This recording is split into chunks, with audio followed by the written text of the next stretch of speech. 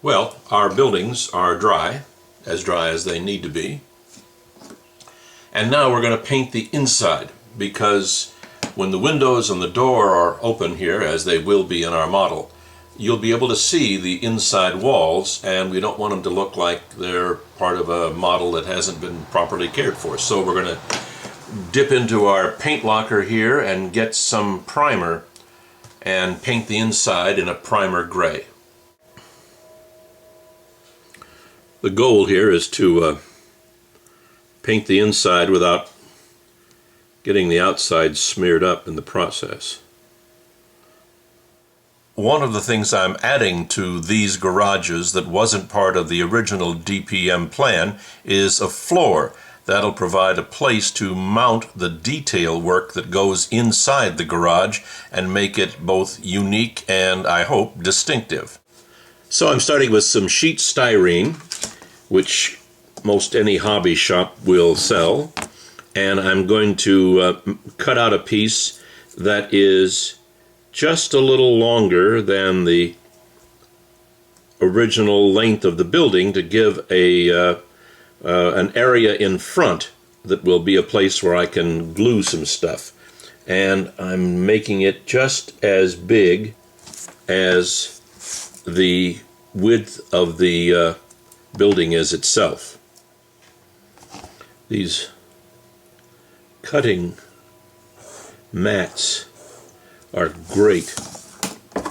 Okie doke. Now we're going to paint it concrete, which is the color of the floor.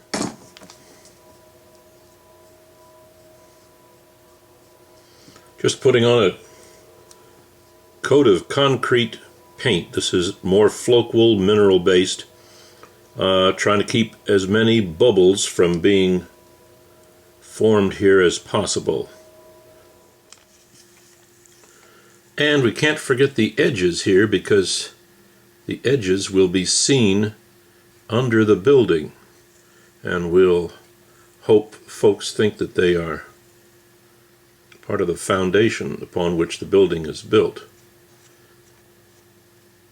So while the cement floor is drying, we're going to prep some of the other things that will be inside, glued onto the garage floor, and we'll start with the car.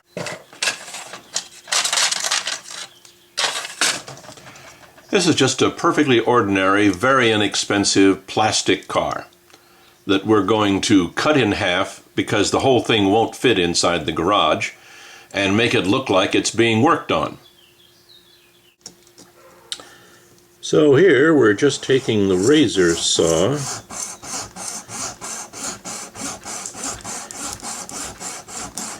and doing a little slicing through this car.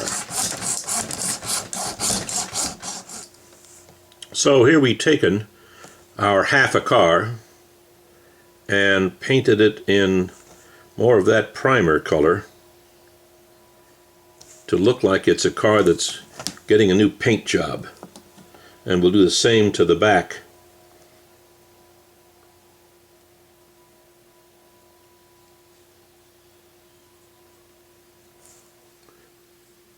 This is going to be inside the garage, and only part of it's going to be visible from out front of the garage. So we're not trying to make this be rocket science, just a pretty good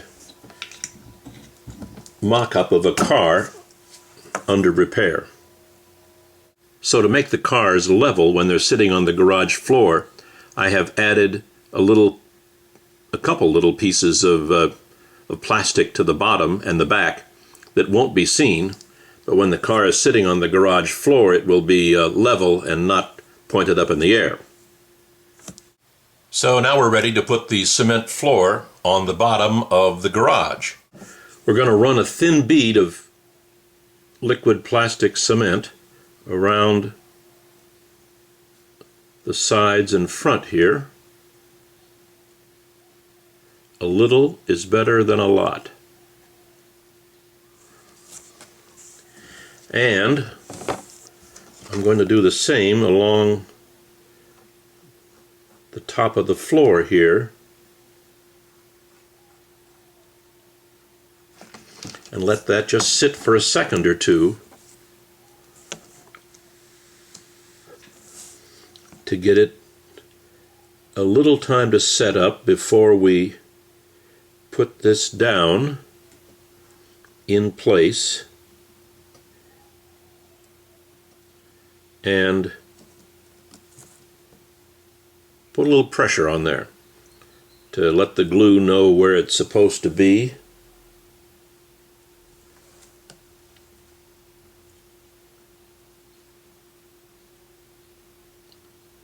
It doesn't take long.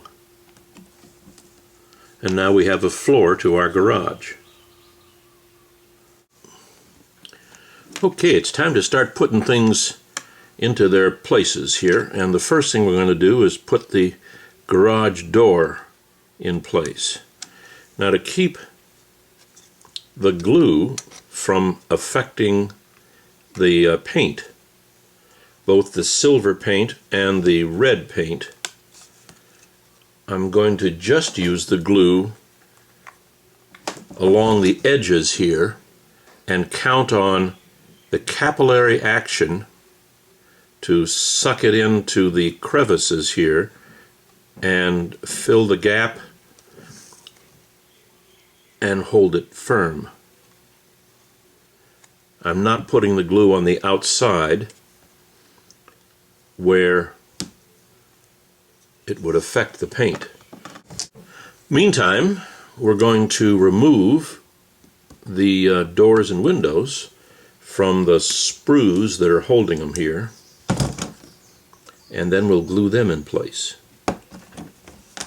I'm going to use the same principle on these as on the doors, which is I'm going to put the glue on along the side edges and let the capillary action bring it into the space between the window and the building so that it doesn't screw up the paint job on the outside. Okay, now we're going to start some of the interior detailing, and the first thing we're going to do is to take some of this Poly S oily black paint and using what will end up being an almost dry brush. I'm putting most of the paint there. I'm making what will look like the marks that car tires may make inside a garage. Now, there's almost no paint on this brush right now, so we'll do that again, not taking off quite so much. So the goal here is to have this be looking like a garage floor, an auto repair floor, where there would be lots of puddles and tire marks and general mess on the floor.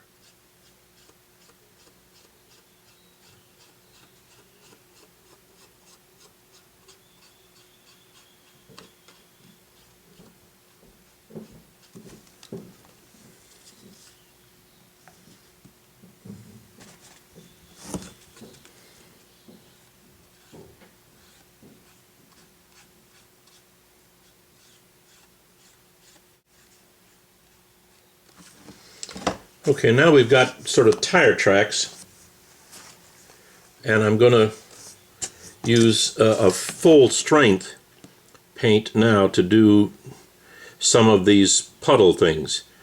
The closer you are to the front, which is where this is going to be viewed from, the neater the detail needs to be. In the back here it can be just sort of helter-skelter, because that's almost impossible to see from outside the building with the roof on. So this is just some random little dots of more or less full strength oily black. Okay, the time has come to put the car in place. I've glued this styrene fragments in the back here to give something to make it easy to glue. And so with just a tiny dot of paint on the tires, which I've glued in place, and some glue on that block there. I'm going to place it just inside the door and let it sit. Mind you, there's going to be a back on here so that you can't see in the back, only in from the garage door there. And we don't put any of the window glass or acetate in until all of the weathering is complete, because if you spray the fixative onto the acetate, it fogs it up. So we can't put the acetate in until the next to the last thing. And the thing before that is the clear spray that will fix all of these colors and the weathering that is yet to come. Hold all that stuff in place. Now we're going to go to our detail stuff. Little bits and pieces that have been collected down through the years from kits and other things.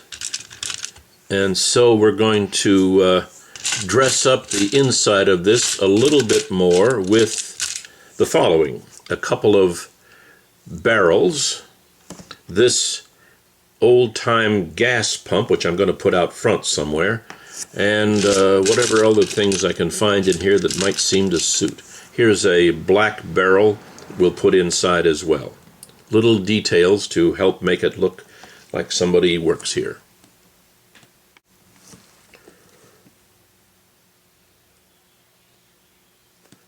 Just a dot of glue, and here are some of those nice woodland scenic tweezers that allow you to put things in place without getting yourself all gluey or disturbing things adjacent to where you're putting these items.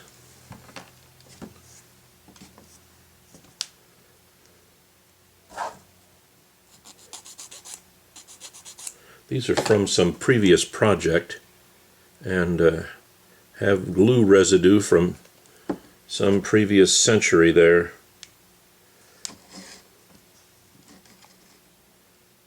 Now, it's worth keeping in mind that the stuff that you put right inside the door here is going to get seen, but if you put stuff in the back here, nobody's ever going to see it. So the details are all forward and not toward the back. Here's, I've seen these in a lot of places. This is I don't know, an oil pump or a gas pump, and we'll put one of these in here as well. Little nub of something on the bottom. Get rid of that. This is just little bits of things that have accumulated over the years and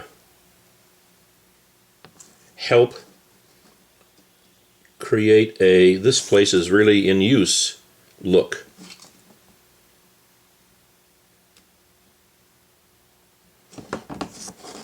So that's the interior here so far.